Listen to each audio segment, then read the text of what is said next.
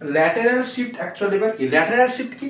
আমরা দেখছিলাম যখন একটি আলোক রশ্মি একটি সমান্তরাল কাঁচ ফলকের উপর আপতিত হচ্ছিল, তার আপতিত হওয়ার পর যখন সে দুবার প্রতিসরণ ঘটালো, এই পয়েন্টে একবার প্রতিসরণ ঘটলো আর এই পয়েন্ট থেকে একবার প্রতিসরণ ঘটলো, তো ঘটার ফলে কি হলো, দেখা যাচ্ছে যে তারা পরস্পর সমান্তরালভাবে নির্গত হচ্ছে। তো সমান্তরালভাবে নির্গত হচ্ছে তার মানে কি, এই কোণটা আর এই কোণটা অর্থাৎ আপতন কোণ, যে কোণ আপতন হয়েছিল, আর যখন স্ল্যাব থেকে আবার প্রতিসরণ করে দ্বিতীয়বার প্রতিসরণ করে যখন প্রতিষ্ঠিত হচ্ছে, তখন এই কোণটার মান যদি এই কোণটা সমান হয়, তাহলে আমরা বুঝতে পারবো যে আলোক রশ্মিটি ওই অভিলম্ব সাপেক্ষে একই কোণে বিক্ষিপ্ত হচ্ছে, আর একই কোণে বিক্ষিপ্ত হওয়া মানে কি, ওই রশ্মি দুটি পরস্পর সমান্তরাল হচ্ছে। এবার ল্যাটেরাল শিফট জিনিসটা কি, পার্শ্ব সরণ জিনিসটা কি, যে যে রশ্মিটি স্ল্যাবটি না থাকলে, এই রশ্মিটি এই ধার দিয়ে আসছিল, স্ল্যাবটি না থাকলে যে ধার দিয়ে যাওয়ার কথা ছিল, মানে স্ল্যাবটি যদি না থাকতো তাহলে রশ্মিটি এই ধার দিয়ে চলে আসতো, এই ডটের লাইন দিয়ে চলে আসতো, কিন্তু স্ল্যাবটি থাকার ফলে কিন্তু দেখা যাচ্ছে তার একটি নির্দিষ্ট প্রতিসরণ ঘটেছে। অর্থাৎ যেহেতু এটা হচ্ছে তোমার এয়ার আর এটা তোমার হচ্ছে গ্লাস, অর্থাৎ কি হচ্ছে লৌহ মাধ্যম, এটা ঘন মাধ্যম, সেই জন্য এই রশ্মিটির প্রতিসরণ ঘটেছে। তাহলে যদি পার্শ্বসরণ যেটাকেই বলছে যে যেই সার্টেন পয়েন্ট থেকে যাওয়ার কথা ছিল আলোক রশ্মিটি স্ল্যাবটি না থাকলে, স্ল্যাবটি থাকার দরুন সেই আলোক রশ্মিটি যে দূরত্বে, যে সরণে, যে দূরত্বে প্রতিসরিত মানে প্রতিষ্ঠিত হচ্ছে, ওই দূরত্ব থেকে মানে তার যে দূরত্বে যাওয়ার কথা ছিল, মানে যে ডিস্টেন্সে যাওয়ার কথা ছিল, এই ডিস্টেন্সে যাওয়ার কথা ছিল, কিন্তু এই স্ল্যাবের এই প্রতিসরণ ধরে এই স্থানে চলে আসলো। এই যে এই দুটির মধ্যে যে দূরত্ব, অ্যাকচুয়ালি তার রিয়াল পয়েন্ট আগে যেটা যাওয়ার কথা ছিল এবং কিন্তু এখন বাস্তবে যেটা রিয়ালে যেটা যাচ্ছে, এই দুটির মধ্যে যে দূরত্ব, এই যে এইটুকু, এটাকে আমরা বলবো ল্যাটেরাল শিফট। ল্যাটেরাল শিফট মানে যতটুকু পার্শ্ব সরণ ঘটছে, ঠিক আছে। তো এখানে আর এখানে আমি একটা সাপোজ এই বিন্দুটাকে আমরা নাম দেবো এম। তাহলে যদি আর এন নির্ণয় করি, আমাদের আসল ব্যাপার হচ্ছে আর এন নির্ণয় করতে হবে, মানে পার্শ্ব সরণ কতটুকু হয়েছে সেটা আমাকে নির্ণয় করতে হবে। ল্যাটারাল শিফটটা আমাকে নির্ণয় করতে হবে। পার্শ্ব সরণ, পার্শ্ব সরণের ব্যাপারটা বুঝতে পারলাম যে ডিসপ্লেসমেন্ট, যে ডিসপ্লেসমেন্ট সরছে কোনটা, যে দিক দিয়ে যাওয়ার কথা সেদিক দিয়ে না গিয়ে যে দূরত্বে আসলো, তাহলে এই দুটোর মধ্যে যে দূরত্ব সেটাকে আমরা বলবো ল্যাটারাল শিফট। একই জিনিস অনেকবার বলা হয়ে গেল। এবার মনে করি যে এই যে বেদটা, এটা যদি আমরা 3D পজিশনে আঁকতাম তাহলে আরো ভালোভাবে দেখা যেত এই বেদটা। এটা যদি আমরা 2D কিছু, সেই জন্য সেটাকে আমরা সাপোজ এটা আবার টি বললাম, ঠিক আছে। এটাকে আমরা ধরে নাও টি, এটা হচ্ছে ওই প্রান্তে, মানে এটা এই ধারে সামনের প্রান্তটা ওই প্রান্তে আছে, এবং এর বেদটাকে আমরা ধরলাম টি, মানে কতটুকু পুরুত্ব সেটাকে আমরা ধরলাম টি। ওকে, এটা প্রস্থ বরাবর একটা মাস বলা যেতে পারে। এবার আমাদের নির্ণয় করতে হবে আর এম। আর এম, এখানে দেখো এই কোণটা আর। এবার আমি এই একটা ত্রিভুজ দেখতে পাচ্ছি না, এই আর এম যদি আমাকে নির্ণয় করতে হবে তাহলে কি করতে হবে, আমার একটা ত্রিভুজ কল্পনা করতে হবে এখানে, এইটুকু নির্ণয় করতে হবে। তাহলে এই একটা ত্রিভুজ দেখতে পাচ্ছি, এইটা এইটা এইটা এইটা এইটা, মানে কিউ এম আর, ভালো করে দেখা যাচ্ছে কিউ এম আর, ত্রিভুজ কিউ এম আর একটা ত্রিভুজ। এবার কিউ এম আর ত্রিভুজ কেন নিলাম, আমরা এম আর আর এম বের করবো, সেই জন্য আমরা ত্রিভুজটা নিলাম।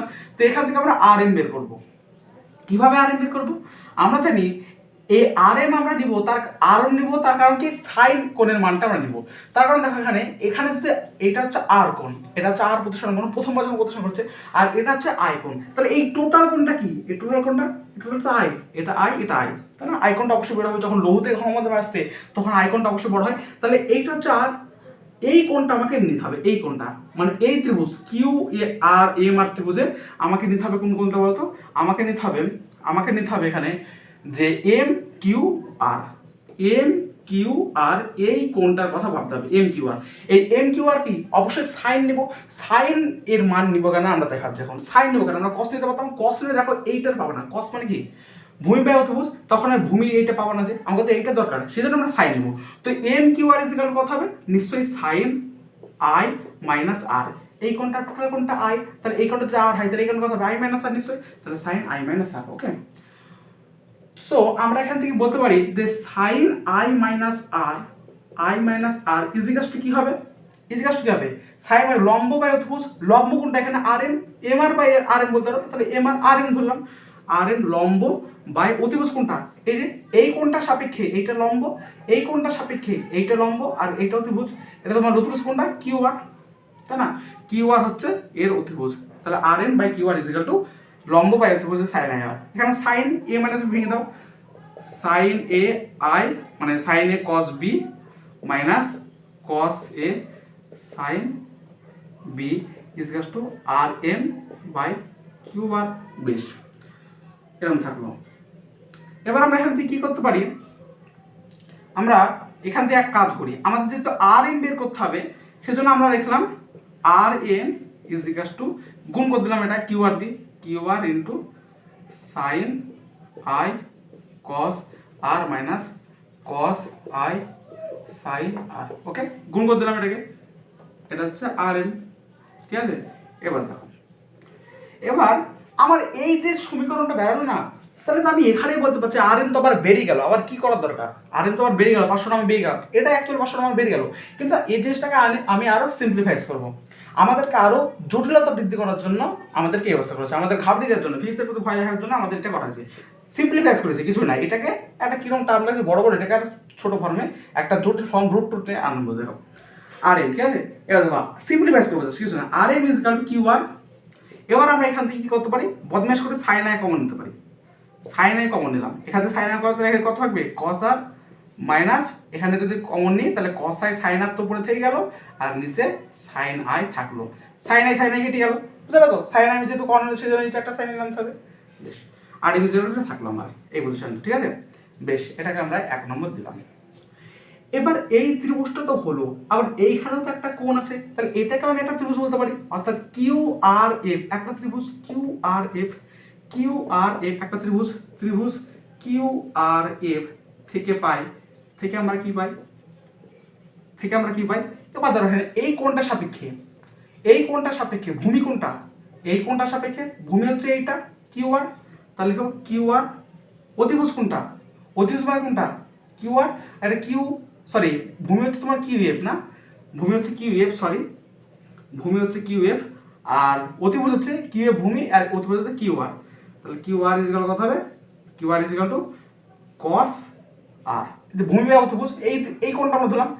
তাহলে প্রশ্ন হচ্ছে এখানে আমরা লম্ব বা অতিভুজ নিলাম না, এখানে আমরা সাইন নিতে পারতাম, কিন্তু আমরা এখানে কস রাখছি, তার কারণে এখানে কিউ আর এর মানটা চলে আসছে, এখানে যদি কিউ আরটা আসে তাহলে এখানে আবার কিউ আর বসাতে পারবো, জাস্ট সিম্পলিফাইজ, ঠিক আছে, সেই জন্য আমরা একটা কস আইটা নিলাম, কস আরটা নিলাম। ঠিক আছে, তাহলে দেখো এখানে যদি আমরা কিউ আর এর মানটা বের করি, তাহলে Q R is equal to কত হবে, Q R is equal to হবে তোমার Q F by cos R. এবার দেখো কিউ এফ কোনটা, কিউ এফ মানে এইটা, এই যে আমি টিটা নিয়েছি কেন এবার বলবো, কিউ এফ মানে এইটুকু, কিউ এফ এর সাথে বিডি সমান না, কিউ এফ এর সাথে যদি বিডি সমান, পরস্পর সমান্তরাল, আর সমান্তরাল হলে এ যদি টি হয় তাহলে এই কিউ এফটাকে আমরা টি হিসেবে কল্পনা করতে পারি, কল্পনা বলছি টি এফ, টি তো কিউ এফ মান কত হবে, টি হবে, তাহলে এখানে আমরা টি বসে দাও, তাহলে কিউ এফ এর কাছে আমরা টি বসে দাও, তাহলে কিউ আর এর কত হবে টি বাই কস আর। আমি এই কিউ আর এর মানটা বের করার জন্য এরকম করলাম। ঠিক আছে, এবার কিউ আর মানটা বসে দেবো 1 নম্বরে, ঠিক আছে, এটা ধরো 2 নম্বর, ঠিক আছে, এবার 1 নম্বরে বসে দাও। এবার এখানে দেখো আমি এটা মুছে দিচ্ছি, ঠিক আছে, এটা মুছলাম, এটা টি বাই কস আর হলো আমার, ঠিক আছে, টি বাই কস আর। এবার এই 1 নম্বরে কিউ আর এর মানটা বসিয়ে পাই, লিখবা 1 নম্বরে বসিয়ে পাই, তাহলে কত হবে T by cos R sine I cos R minus cos I sine R by sine I, বসিয়ে দিলাম মানটা। ঠিক আছে, 1 নম্বরে কিউ এ আর মান বসিয়ে পেলাম। ঠিক আছে, এবার কি করবো, এই কস আরটা ভাগে আছে আমরা এই ব্যাকের মধ্যে ঢুকিয়ে দিই, তাহলে কস আর কেটে যাবে, একটা 1 চলে আসবে, একটা 1 2 দেখতে আমাদের ভালোবাসি, এই কষ্ট না দেখি, ঠিক আছে, কস আরটাকে আমরা ভিতরে ঢুকিয়ে দিলাম, তাহলে টি সাইন আই থেকে গেল, কস আর যদি ভিতরে তাহলে কস আর দিয়ে ভাগ করে দিচ্ছে, এটা ভাগে আছে সেই জন্য। ঠিক আছে, তাহলে cos R by cos R কত 1 মাইনাস, এখানে যদি কস আর দিয়ে ভাগ করি তাহলে cos I sine R by sine I sine R cos R, sine R cos R 1 minus cos I sine R minus sine I cos I, এটা হলো আমার 1 নম্বর। 2 নম্বর সমীকরণ, 3 নম্বর সমীকরণ আমার দাঁড়ালো টি সাইন আই, এটাকে সিম্পলিফাই করে যাচ্ছি। ঠিক আছে, আমি এবার হচ্ছে লাস্টে কি আছে সেটা দেখো, লাস্টে হচ্ছে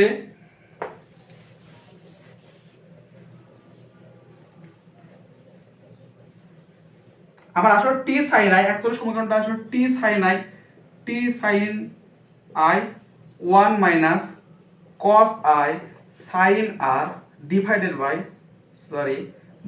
by sine I cos R, এটা আমার দাঁড়ালো অ্যাকচুয়ালি এই সমীকরণটা। ঠিক আছে, এবার এই সমীকরণটাকে আবার সিম্পলিফাই করবো, একটাকে সিম্পলিফাই করে যাচ্ছি, এবার দেখি যে এই পয়েন্টটা আমি শ্রেণীর সূত্র প্রযোজ্য করতে পারি। তার কথা হবে এই পয়েন্টে শ্রেণীর সূত্র প্রযোজ্য করি, কিউ বিন্দুতে শ্রেণীর সূত্র যদি প্রযোজ্য, কিউ বিন্দুতে কথা হবে sine I by sine R equal to mu. Okay, এবার এখান থেকে আমরা সাইন আর এর মানটা বের করব। সাইন আর দিয়ে এখানে বসাবো, আর কিছু না, এই সাইনের আমার কাছে বসাবো সাইন আর। ঠিক আছে, বেশ, সাইন আর এর কথা হবে নিশ্চয়ই সাইন আই বাই মিউ হবে। ওকে, বেশ, সাইন আর যদি বেড়ে যায় তাহলে আমরা কি সিমিলারলি কস আর বের করতে পারি।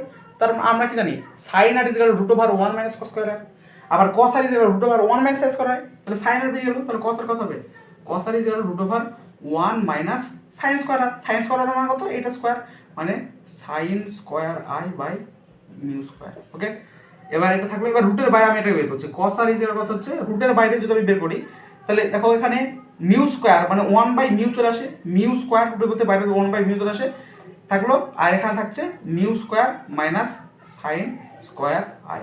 তাহলে এখানে আমরা কস আর এর মানটা পেয়ে গেলাম, আর এখানে আমরা সাইন আর এর মানটা পেয়ে গেলাম। সাইন আর ইকুয়াল টু এটা। ঠিক আছে, এবার এইটা জাস্ট এখানে বসিয়ে দিতে হবে, টি সাইন আই থেকে গেল 1 মাইনাস কস আই, এখানে সাইন আর এর মান কত আছে, সাইন আর কত আছে দেখো, সাইন আমরা সাইন আই বাই মিউ, তাহলে কত হবে sine I by mu divided by, এখানে দেখো সাইন আই থেকে গেল, আর এবার আমি এই মানটা বসে দিই, কস এর মানটা, কস এর মানে কত হচ্ছে 1 বাই মিউ।